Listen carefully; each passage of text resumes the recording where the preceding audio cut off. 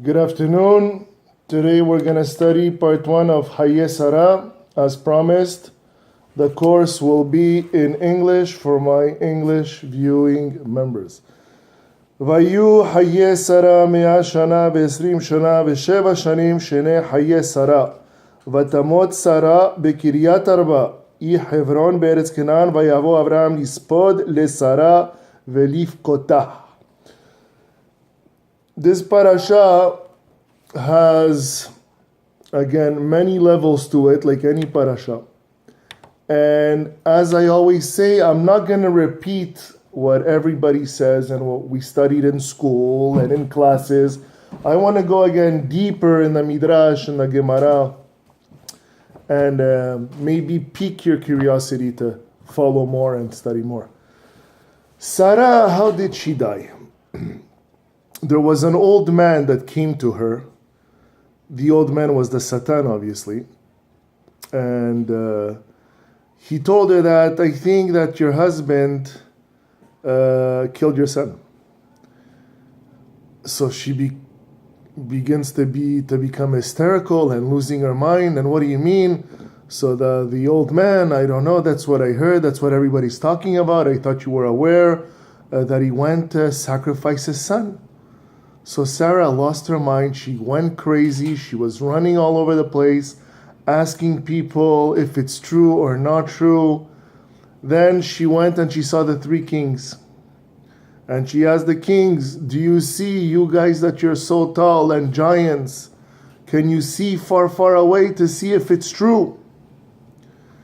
And the kings, they saw, and indeed they tell Sarah, yes, we see column of fire ashes at a certain mountain, and we see a man over a boy. So she's hysterical and she's like crying and sad. Then there was another old man that came by, the Satan again, but he disguised as someone else, and he's like, listen, I don't think that Abraham did the sacrifice. I think something happened and that Isaac, your son, was saved. And from that jolt of happiness, from that energy, the positive and negative exploded. That's what caused her death. There's another midrash that says that her death was caused because Isaac wasn't sacrificed, meaning that he wasn't the Olat Temimah that she brought him up to be. To speak about Sarah, Sarah was the first Neviah, the first prophetess of the Torah. She was a great tzaddiket, even greater than Abraham. As we all know, when Sarah asked Abraham to kick out Hagar and Ishmael, Abraham was very, very sad. He didn't want to, and Hashem says, whatever Sarah says, you say. 1 second, there's my son here. Give me a second. So I'm back, sorry. So like I was saying, Sarah was she had a higher madrega than Abraham. Kol asher tomar lecha Sarah ta'aseh. It's written in Shemot Rabbah, chapter 1, verse 1, that she had a higher degree of prophecy than Abraham. Midrash Shocher Tov, Proverbs 31, mentions that they were equal in everything, including tzedakah, which Abraham is known to be the epitome of Hasidut, Chesed, and charity and giving. And at the same time, the same way Abraham converted man, Sarah converted women. Source Bereshit Rabbah 39:21. Omer davar b'shem omro. As we studied earlier, in the merit of Sarah, God blessed Abraham with a lot of wealth and being rich, and that's in Midrash on Proverbs 31 and Tanchuma HAYEI SARAH 4. As we say, happy wife, happy life. So this And just to tell you the beauty of Sarah, it's a very interesting quote from the Talmud, if I could find it. She was regarded as one of the greatest princesses in the world. That's Talmud Berachot 13a. Let me see, give me 1 second. Her name was also Iska, meaning Se'er, because everybody would stare at her beauty, and gaze at her. Talmud Megillat 14a. And here's the source. I'm sorry again, I do not say anything if I cannot find the source. I hope you appreciate that. Sarah was exceptionally beautiful, we know that. And all other women, by comparison with her, looked like monkeys. So you have all the women in the world, you take the 1% that are stunning, from that 1% you take another percent which is godly like, and Sarah still made her look like a monkey. And that's Talmud Bava Batra 58a. Sarah's beauty is comparable to Rachav, Abigail, and Esther. So Sarah is in that mix, or should I say that Rachav, Abigail, and Esther are in the class of Sarah, and that you will find in Masechet Megillah. So that's again the beauty of Sarah, to the point where when Avram and Sarai at that time went to Egypt, and Avimelech was there, and Agar saw Sarai, she was in awe of her beauty, in awe of her presence, that she decided to live as a maid to Sarah than to live as a princess, because Agar was a princess of Egypt. So she went to live with Sarah. Then she became arrogant, haughtiness. She disrespected Sarah. She made fun of her because she couldn't have kids. Sarah withheld her anger. She even told Abraham, again, you guys know the story, I'm not going to rehash it. Bottom line, at a certain point when she saw that Ishmael wasn't at the level of Yitzchak, she told Abraham, Garesh et ha'ama azot. You throw away this maid, and this son of yours, I don't want him next to my son. So, and just to give you a little history, Haran is Sarah's father, who is Abraham's brother. So Abraham married his niece, and Lot is Haran's son. So Lot and Sarah are brothers and sisters. So this is a little history of Sarah, which is important to know. And at the same time, I explained the beauty of Sarah, that she was so beautiful that even Abraham in Egypt, he realized how beautiful she was.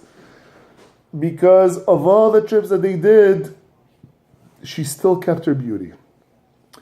They went from city to city, and she was the most beautiful woman there by far.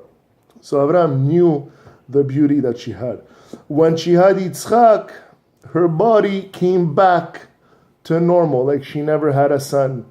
And we're talking at 90 years old. So again, Sarah was a beautiful woman, but more importantly, she was an even more beautiful person inside. So that's for the beauty of Sarah Imenu. How did she die? We mentioned how she died with a surprise. Unfortunately, the Satan played a trick on her. And there's a question that said, if she was greater than Abraham Avinu, how come she passed away before Abraham Avinu? Abraham Avinu passed away at 175. Sarah passed away at 127. 175 minus 127, that's 48 years old.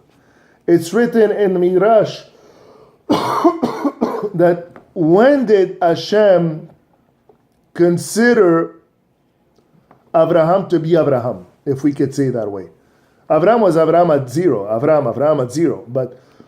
And at 3 years old, he started to become curious, and he discovered God. But at what age, according to the Midrash, at what age did Hashem consider Abraham to be Abraham? And the answer is 48.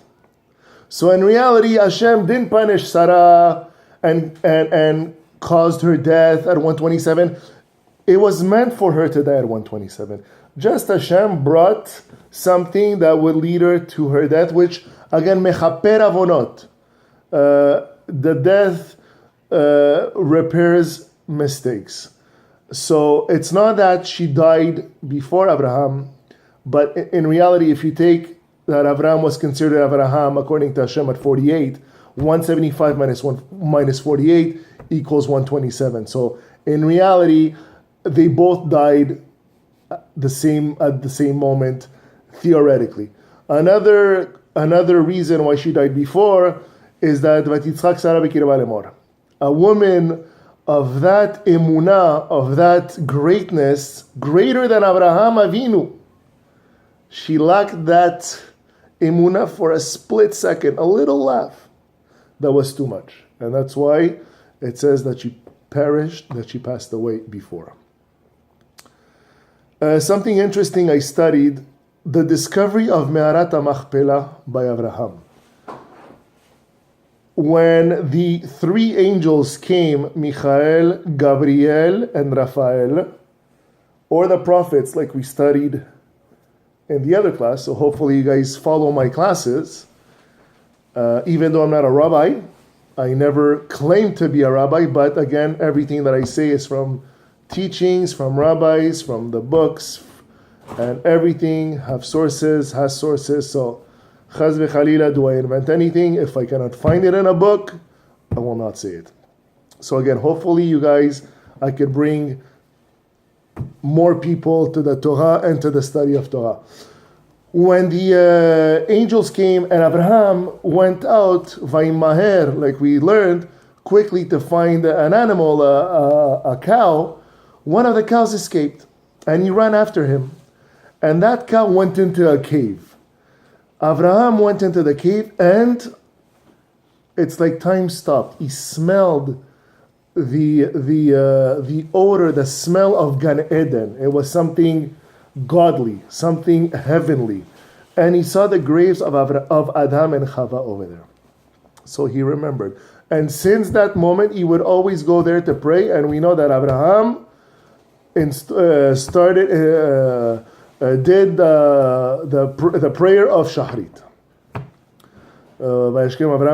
It's always he wakes up in the morning. So we know Abraham did Shahrit and he would go to Me'arat HaMachpelah to pray. That's why to give kavod to Sarah after her life, during her death, and just to show the lens of Avraham Avinu, not only for the living but also for the deceased.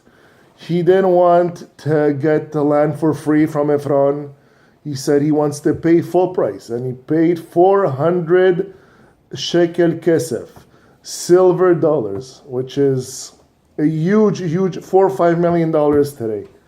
He didn't want it as a gift. He wanted to pay for it, to give the kavod to Sarah that Sarah Imenu deserved. And it's written, Vayavo Avraham lispod le Sarah velivkota.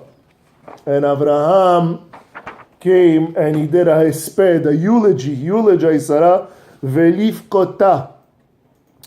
And he cried, but you see that the kaf is small. Vav lamed vet, normal size. Taf, hey, sorry, normal size. And the kaf, small size. This is to teach us. Yeah, sorry again. So the little kaf, it's to teach us that even though Abraham was very sad and anguished, he didn't show it. He didn't exteriorize it. And this is a lesson to everybody. We all have bad days. We all have horrible days. We all have days where we don't want to leave the bed. But when we go out, it doesn't help when you have a frown or you look mad and depressed and you pout. It attracts negative energy. The small kaf, even though Abraham inside was destroyed, outside he showed a nice face. And to show you, lispol lesara velivkota, the next pasuk, vayakom Abraham me'al pene meto. You have a time to dwell on things. You have the time to mourn, but you always have to get up. Vayakom Abraham. He did not waste time. It's a sin to be sad and to be depressed in Torah. It's in Judaism. It's dangerous because Hashem cannot reside in a state of depression. So it's always important, even though we're going through rough times, which I remember I said that in Noach with the rainbow. Remember that Hashem always has a rainbow for you in the sky, and to always see the positive in things. And I'll end with something that I heard from Rabbi Sabach a while back, very, very interesting. Vatamot Sarah bekiryat arba hi Hebron be'eretz Canaan vayavo Abraham Yisrael Sarah v'gota. Vatamot Sarah, and Sarah died bekiryat arba in Kiryat Arba hi Hebron, which is in Hebron, be'eretz Canaan, which is in Israel, in Canaan. It's like saying, I live in Ville Saint-Laurent, which is in Montreal, which is in Quebec, which is in Canada, and in North America. You're stupid. Just tell me you live in Ville Saint-Laurent. You know where it is. So why did they have to, again, express every single geographical location? This is a Kabbalistic answer, and I'll end it with this. Sarah kept her beauty even in her death. Sarah is the only person that did not decompose at her death. Bekiryat Arba, Kiryat Arba, which is 4, it's the atom. Or as we know it, the 4 forces of the world. Fire, water, earth, and wind. Hebron. Hebron, if we play with the word Hebron, mechubarim, mechubar, they are together, they are stuck together. Be'eretz Canaan, lashon kenya, submission, subservient, nullification. We learn from this pasuk that Sarah died, yes, but she did not decompose. She stayed intact. All the 4 forces of the earth, of the world, fire, earth, fire, wind, water, and what's the other one? Earth. Stick together, mechubar, because of her submission or nullification to HaKadosh Baruch Hu. May all the women in the world have a spark of Sarah Imenu, and may all be Eshet Hayil, so we can have the Mashiach soon, because if all women were like Sarah, the Mashiach would be here, and all husbands would be rich and happy. So again, have a great day. We'll come back for HAYEI SARAH Part 2.